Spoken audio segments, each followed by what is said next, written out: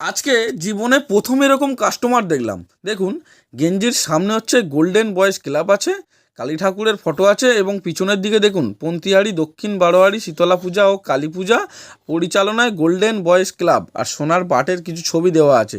এদের দেখুন 15 পিসের অর্ডার দিয়েছে দাদারা।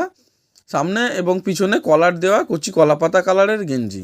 দাদাদের ছবিটা তুলে পাঠিয়েছি, আরও 15 পিস গেঞ্জি বাড়িয়ে দিয়েছে।